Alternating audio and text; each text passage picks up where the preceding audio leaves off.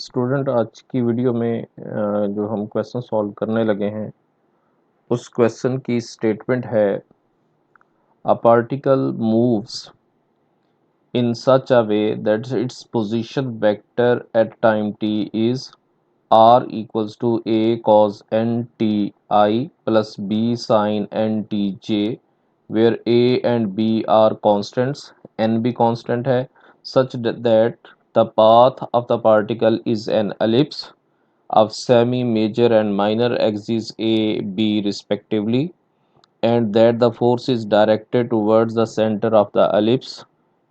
Find also the maximum speed. इस question में हमें आर गिवन है और हमसे डिमांड की गई कि हम तीन चीज़ें जो है वो कैलकुलेट करें। सबसे पहले path of the particle is an ellipse. पहली बात जो हमने प्रूव करनी है कि ये एलिप्स है, और सेकंड हमने प्रूव करना है कि जो फोर्स है वो डायरेक्टेड टुवर्ड्स द सेंटर, और लास्ट पे हमने मैक्सिमम स्पीड जो है वो कैलकुलेट करनी है। तो क्वेश्चन स्टार्ट करते हैं। सबसे पहले हम ellipse path of the particle वो कैलकुलेट करते हैं जी। पाथ ऑफ द पार्टिकल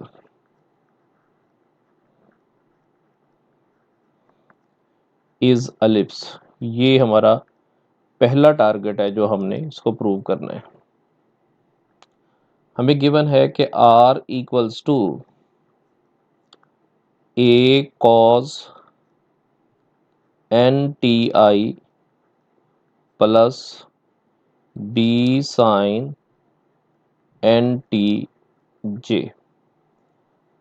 हमें मालूम है कि कार्टेशियन कोऑर्डिनेट सिस्टम के अंदर जो r है वो इक्वल है xi plus yj। So xi plus yj equals to a cos n t I plus b sin n t j। अगर हम कंपेयर करेंगे तो यहाँ से x की वैल्यू कैलकुलेट हो गई a cos n t, और y की वैल्यू कैलकुलेट हो गई b sin n t। i component के बराबर और j कंपोनेंट j के बराबर। यहाँ से x ओवर a ये इक्वल होगा cos एन टी के बराबर, और y ओवर b ये इक्वल होगा साइन ऑफ एन टी। इसे आप इक्वेशन नंबर 1 कह लें, इसे आप इक्वेशन नंबर 2 कह लें। दोनों के स्क्वायर लेके और ऐड कर ले। 1 इसका स्क्वायर प्लस 2 इसका स्क्वायर इम्प्लाइज लेफ्ट साइड पे आएगा x square over a square plus y square over b square is equal to cos square n t plus sine square n t which is equals to 1। So x square over a square plus y square over b square is equals to 1, which is the equation of ellipse.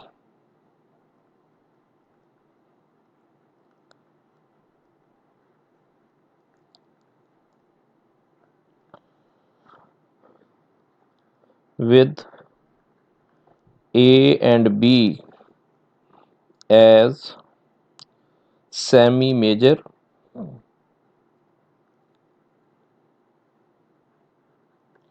and minor axes.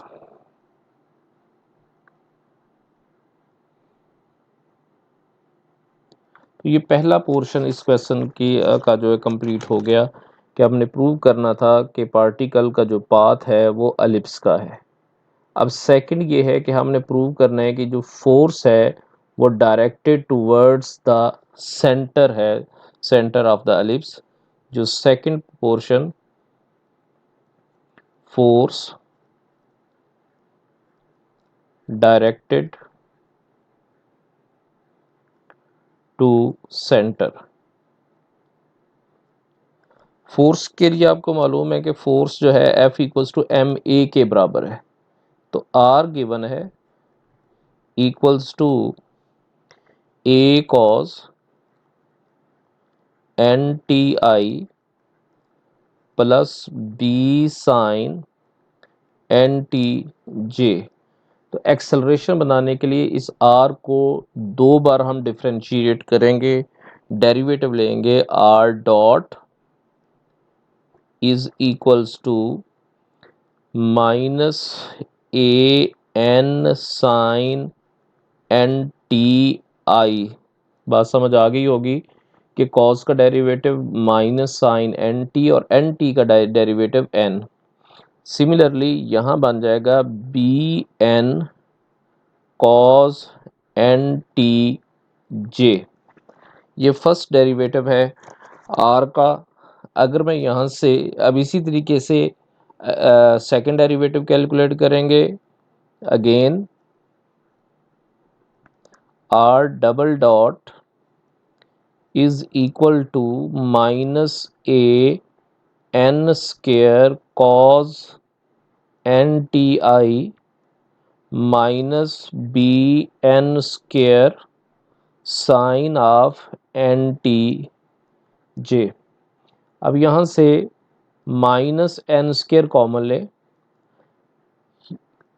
ये आ जाएगा a cos n t i plus minus common लेने से ये minus plus बन गया, b sine of n t J.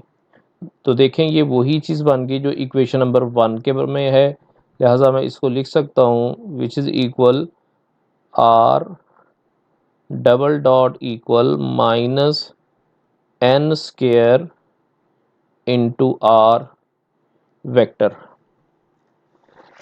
Newton के second law के मुताबिक एफ जो है वो इक्वल है एम ए के बराबर। Now f equals to m a vector which is equals to m d2 r over dt square. This can be written as m r double dot, और r double dot की value ये हमने calculate की हुई है। So f equal m r double dot की जगह पे लिख रहा हूँ minus n square into r vector which is equal minus m n square into r vector. This implies that negative sign है directed towards its center, which shows that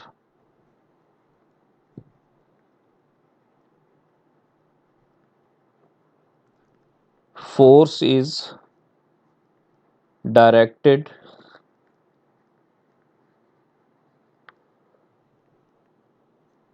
to the origin,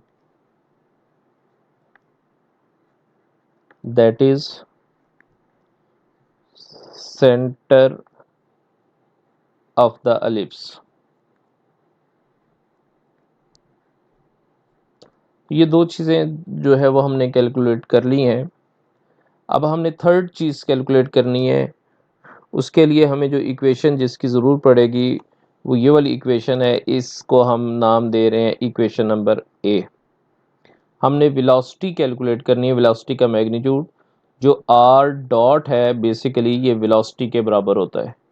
अब हमने इसका maximum इसकी value calculate करनी है, तो velocity calculate करने के लिए हमें इसका मैग्नीट्यूड लेना पड़ेगा। From equation a v magnitude इसका स्क्वायर इक्वल आर डॉट इसका square which is equals to i component उसका square a square n square sine square n t plus j component का square b square n square into cos square n t equal a square n square sine square n t plus b square n square cos square को change करने लगा हूँ 1 minus sign square n t equal a square n square sine square n t plus b square n square minus b square n square sine square n t. दोनों इक्वेटर्म में से इन इन दोनों term में से साइन स्केयर आपने common ले लिया, a square n square minus b square n square sine square n t common हो गया plus b square n square.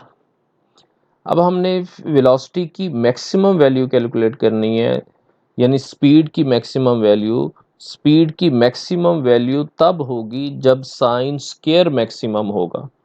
आप यहां लिख सकते हैं v मॉड यानी speed is maximum when sine square and t is maximum. और sine की मैक्सिमम वैल्यू 1 होती है, इसका मतलब ये हुआ कि साइन स्केयर एंड टी इसकी वैल्यू 1 होनी चाहिए। So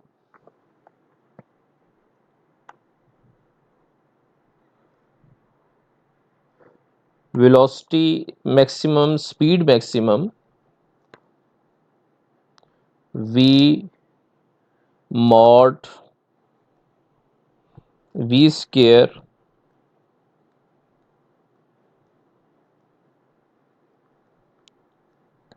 maximum equals to a square n square minus b square n square, और साइन स्केयर की वैल्यू जो है वो हमने 1 लिख दी plus b square n square, brackets open करें, a square n square minus b square n square plus b square n square, ये दोनों कैंसिल हो गए और v